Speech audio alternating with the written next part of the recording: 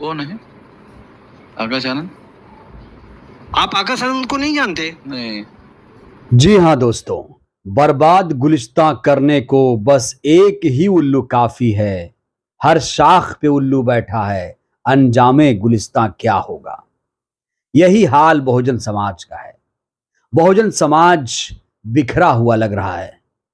आज दोस्तों मैं बात करने वाला हूं बहुजन समाज के बारे में। बहुजन समाज कितना एकजुट है, कितना संगठित है, और खास तौर से बहुजन समाज क्या बाबा साहेब के रास्ते पे चल रहा है। बाबा साहब ने क्या कहा था? बाबा साहब ने कहा था कि आपको शिक्षित होना है, आपको संगठित रहना है, आपको संघर्ष करना है। और बाबा साहेब की कही बातों को, संविधान में जो बातें कही गई, कांशी राम जी ने उसको फॉलो किया और उसको जमीन पर उतारने का काम किया। बाम सेव बनाई, DS4 बनाया, सामाजिक संगठन बनाया, उसके बाद उन्होंने बसपा बनाई, बहुजन समाज पार्टी बनाई। लेकिन दोस्तों, क्या आपको मालूम है कि देश में ऐसी 77 पार्टियां रजिस्टर्ड हैं? बहुजन समाज के नाम पर, मानवर कांशी राम जी के नाम पर, भीमराव अंबेडकर जी के नाम पर ऐसी 77 से ज्यादा पार्टियां हमारे देश में रजिस्टर्ड हैं। तो बड़ा सवाल यह है, अगर मैं आपसे ये सवाल पूछूं कि चलिए आप कुछ पार्टियों के नाम बताइए, तो क्या आप बता पाएंगे? उन पार्टियों के नाम आप बता पाएंगे? कितने पार्टियों के नाम आपको पता हैं? कितने पार्टियों के राष्ट्रीय अध्यक्ष के नाम आपको पता है? कितने पार्टियों का चुनाव निशान, चुनाव चिन्ह आपको पता है? लेकिन एक पार्टी का नाम हर कोई गर्व से लेता है, इज्जत से लेता है, सम्मान से लेता है, वो है बहुजन समाज पार्टी। बहुजन समाज पार्टी की राष्ट्रीय अध्यक्ष है मायावती जी, बहन जी, जिन्होंने कांशी राम जी के साथ कंधे से कंधा मिलाकर बहुजन आंदोलन को आगे बढ़ाया। इस मूवमेंट को आगे बढ़ाया गया, क्योंकि बहुजन समाज पार्टी कोई पार्टी वार्टी नहीं है, ये एक आंदोलन का नाम है। बाबा साहेब के बाद माननीय कांशी राम जी ने, उसके बाद बहन कुमारी मायावती जी इस आंदोलन का नेतृत्व कर रही हैं। तो चलिए दोस्तों, मैं आपको कुछ पार्टियों के नाम बताता हूं। ये पार्टियां क्या करती हैं, ये पार्टियां बीएसपी के बारे में क्या सोचती हैं, और बीएसपी के लिए कितनी घातक हैं, बसपा सुप्रीमो के लिए दुश्मन हैं या दोस्त हैं, इसके बारे में आज मैं बात करने वाला हूं। मैं चाहता हूं कि खुलकर बात हो। दोस्तों, इस समय मैं खास तौर से 6 पार्टियों का जिक्र करूंगा, जिसमें से 2 पार्टियां बिहार से हैं, 3 पार्टियां महाराष्ट्र से हैं और 2 पार्टियां उत्तर प्रदेश से आती हैं। तो चलिए सबसे पहले बात करते हैं बिहार की 2 पार्टियों की। LJP, लोक जनशक्ति पार्टी, ये पार्टी रामविलास पासवान साहब की है। और LJP इस समय एनडीए का हिस्सा है। जो इंडिया और एनडीए बनाया गया है, जो बीजेपी ने एनडीए बनाया है ना, उसी का LJP हिस्सा है। और रामविलास पासवान तो वैसे भी मौसम वैज्ञानिक थे, अब वो दुनिया में नहीं है, अब उनके बेटे हैं जो अब बीजेपी के साथ चल लिए हैं। खैर, LJP जो पार्टी है, रामविलास पासवान साहब की जो पार्टी, हमेशा वो सत्ता के साथ चली है और अभी भी चिराग पासवान सत्ता के साथ नजर आ रहे हैं, एनडीए का हिस्सा हैं। 2024 में वो बीजेपी के साथ मिलकर चुनाव लड़ेंगे बिहार में। इसके बाद दोस्तों बात करते हैं जीतन राम मांझी, दलित नेता हैं ये भी, इनकी भी एक पार्टी है, पार्टी का नाम हम है। मुझे इनकी पार्टी का चुनाव निशान नहीं पता है, गूगल करना पड़ जाएगा, मुझे नहीं पता, यकीन मानिए। दोस्तों, अब बड़ा सवाल यह है कि जीतन राम मांझी तो दलित नेता हैं, क्या वो दलितों का भला भी सोचते हैं या सिर्फ दलित दलित कर कर सिर्फ वोट ही बटोरते हैं? दोस्तों, एक वाकया याद होगा आपको, आनंद मोहन की रिहाई हो रही थी, बिहार में आनंद मोहन की रिहाई हो रही थी। यह आनंद मोहन वही है जिसने आदिवासी डीएम का कत्ल किया, सजा याफ्ता था। नीतीश कुमार ने कानून बनाकर उसे रिहा कर दिया। और जब जीतन राम मांझी से पूछा गया कि ये आनंद मोहन की रिहाई हो रही है, क्या कहेंगे, तो जानते हैं दलित राजनीति करने वाले जीतन राम मांझी ने कहा क्या? जीतन राम मांझी ने आनंद मोहन की रिहाई का समर्थन किया और कहा कि वह बुरे आदमी नहीं है। और जीतन राम मांझी आजकल हैं कहां? जीतन राम मांझी एनडीए के साथ हैं। LJP और हम जो पार्टी है वो एनडीए का हिस्सा है। दोस्तों, वीडियो के शुरू में आपने बामन मेश्राम का बयान सुना। ये भाई साहब आकाश आनंद को नहीं पहचानते हैं। अब मैं भी कह दूं कि मैं बामन मेश्राम को नहीं पहचानता हूं, हालांकि मैं ये डंके की चोट पर कह सकता हूं कि बामन मेश्राम की पार्टी का नाम मुझे नहीं पता है, मुझे गूगल करना पड़ा है। पार्टी का चुनाव चिन्ह भी नहीं पता है। और जब मैंने सर्च किया कि ये जो वाम सेफ के अध्यक्ष हैं वामन मेश्राम, जो ईवीएम की लड़ाई लड़ने का दावा करते हैं, इनकी पार्टी का नाम क्या है, तो कई सारी पार्टियों का नाम सामने आ गया। जैसे आ गया कि बहुजन क्रांति मोर्चा, भारत मुक्ति मोर्चा, बहुजन मुक्ति मोर्चा। तो फिर इनमें से मैंने क्रॉस चेक किया तो पता चला कि घोसी में जब चुनाव हो रहा था तो वामन मेश्राम भी रैली करने आए थे, जनसभा करने आए थे। तो 31 जुलाई 2023 को वामन मेश्राम घोसी में चुनाव प्रचार करने आए थे प्रवेंद्र प्रताप सिंह के समर्थन में, और इन्हें अपना समर्थन दिया था। कहां है प्रवेंद्र प्रताप सिंह, कहां है वामन मेश्राम घोसी में, जरा कोई बताए। इस पर एक कमेंट आया है वामन मेश्राम के ट्विटर हैंडल पर ही एक कमेंट आया है। प्रदीप जी का लिखते हैं 100 आदमी एकत्रित नहीं हुए, किस लिए पार्टी बनाए हो, सामाजिक आंदोलन चलाओ और पहले सब बहुजन एक हो जाओ, तभी कुछ हो पाएगा, नहीं तो कहीं के नहीं हो पाओगे। ये हम 2016 से जानते हैं, जब से आपका एक कार्यक्रम अंबेडकर नगर में देखा था। तो दोस्तों, वामन मेश्राम इस समय सुर्खियों में इसलिए आए क्योंकि उन्होंने आकाश आनंद को पहचानने से इनकार किया।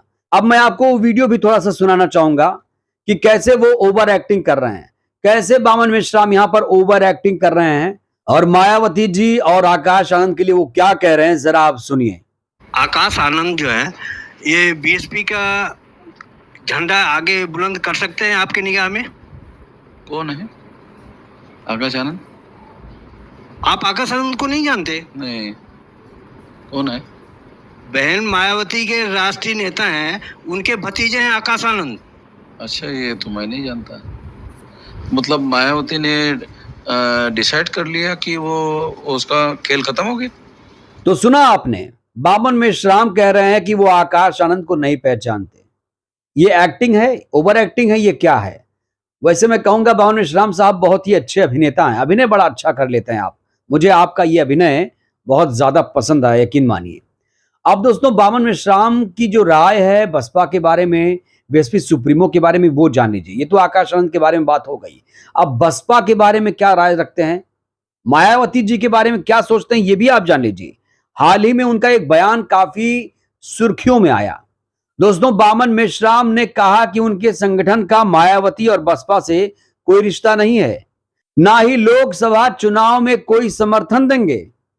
वो कहते हैं कांशीराम तक बसपा दलितों बहुजनों के लिए काम करती रही, लेकिन जब से इसे मायावती ने टेक ओवर किया तब से वो सर्वजन खास तौर से ब्राह्मणों के लिए काम करने लगी, उन्हीं पर मेहरबान है।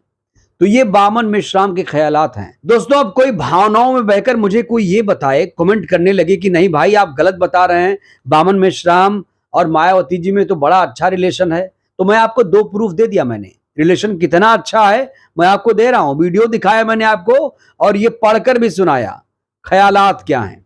दोस्तों, अब बात करते हैं रामदास अठावले की। आरपीआई एक पार्टी है, इसका भी चुनाव निशान मुझे नहीं मालूम है, ये भी दलितों की राजनीति करती है। रामदास अठावले दोस्तों काफी हंसोड़ व्यक्ति हैं, काफी मजाकिया अंदाज में बातें करते हैं और इस समय वो एनडीए का हिस्सा है। तो दोस्तों, रामदास अठावले अक्सर सत्ता के साथ नजर आते हैं। जैसे रामविलास पासवान की एलजेपी है, वैसे ही आरपीआई है। हाल ही में रामदास अठावले का एक बहुत बड़ा बयान सामने आया। उन्होंने कहा मायावती का मैं समर्थन करूंगा अगर वो एनडीए का हिस्सा हो जाए। अब रामदास अठावले को कोई कैसे समझाए कि ये अंबेडकरवादी पार्टी है भाई। तो दोस्तों, रामदास अठावले कितनी आसानी से ये बात कर रहे हैं। उन्हें शायद बहुजन आंदोलन के बारे में कम जानकारी है, समझ कम है, इसीलिए शायद वो इतनी हल्की बातें कर पा रहे हैं। दोस्तों, एक और शख्सियत है प्रकाश अंबेडकर साहब। प्रकाश अंबेडकर साहब भी महाराष्ट्र से ही आते हैं। दोस्तों, प्रकाश अंबेडकर डॉक्टर भीमराव अंबेडकर साहब के पड़पोते हैं, अंबेडकरवादी विचारधारा रखते हैं। बहरहाल अब 2024 का लोकसभा चुनाव आने वाला है। लोग पूछ रहे हैं भाई प्रधानमंत्री बनेगा कौन। यही सवाल प्रकाश अंबेडकर साहब के सामने भी गया। तो प्रकाश अंबेडकर साहब ने बीएसपी सुप्रीमो के बारे में जो कहा वो आप सुन लीजिए। उन्होंने कहा कि लोकसभा चुनाव के परिणाम आने के बाद अगर उन्हें मौका मिल जाए तो वो मायावती को प्रधानमंत्री के रूप में देखना पसंद करेंगे। तो प्रकाश अंबेडकर साहब फिलहाल ये समर्थन कर रहे हैं कि वो बीएसपी सुप्रीमो को प्रधानमंत्री बनते देखना चाहते हैं। तो दोस्तों, अब बात करते हैं एएसपी की, आजाद समाज पार्टी कांशीराम। ये चंद्रशेखर आजाद रावण की पार्टी है। चंद्रशेखर आजाद रावण अक्सर बहन जी की तारीफ करते हैं, कभी बुआ कहते हैं, कभी माँ बताते हैं, कभी खुद को एकलव्य कहते हुए उन्हें द्रोणाचार्य की संज्ञा देते हैं। हालांकि कुछ विवाद भी सामने आए हैं। आकाश आनंद और चंद्रशेखर में काफी कोल्ड वार शुरू हुआ। चंद्रशेखर आजाद रावण वहीं जाते हैं जहां बसपा नहीं चाहती है कि वो जाएं। अब देखिए ना, तेलंगाना में बसपा ने आरएस प्रवीण साहब को मुख्यमंत्री का उम्मीदवार घोषित कर दिया है। वहीं पर केसीआर से मिल रहे हैं। चंद्रशेखर आजाद रावण केसीआर से मुलाकात करते हैं, जो संविधान विरोधी बातें करता है, संविधान बदलने की बातें करता है, उस केसीआर से मिलते हैं।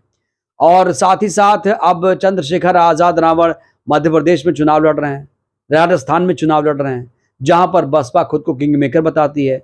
तो जाहिर तौर पर मैं क्या कहने की कोशिश कर रहा हूं दोस्तों, जितनी भी पार्टियां मैंने आपको बताई हैं, चाहे एलजेपी हो, हम हो, आरपीआई हो, या बावन विश्राम की पार्टी हो, या प्रकाश अंबेडकर साहब की पार्टी हो, या चंद्रशेखर आजाद रावण की पार्टी हो, एलजेपी को छोड़ दीजिए, हम को छोड़ दीजिए अगर, तो बाकी पार्टियों का भी कोई उतना वजूद नहीं है। इनके ना तो सांसद हैं, ना तो विधायक हैं। आरपीआई की बात छोड़ दिए, क्योंकि आरपीआई तो गठबंधन करती रहती है बीजेपी से, तो उनका खेला अलग है। तो अब बड़ा सवाल यह है कि इतनी सारी पार्टियां, इतने सारे अलग अलग लोग लड़ाई लड़ रहे हैं, संगठित नहीं हो पा रहे हैं, तो ये बाबा साहेब का सपना कैसे पूरा करेंगे? मानवर कांशीराम जी का सपना कैसे पूरा करेंगे? हमारे देश को क्या कोई अंबेडकराइट पीएम मिला? क्या कोई अंबेडकरवादी प्रधानमंत्री मिला? आपने सोचा इस सवाल का जवाब? कभी आपने सोचा? कहने का मतलब यह है कि सिर्फ बहुजन समाज नहीं, बल्कि जो नेता हैं वो भी गुटों में बंटे हुए हैं।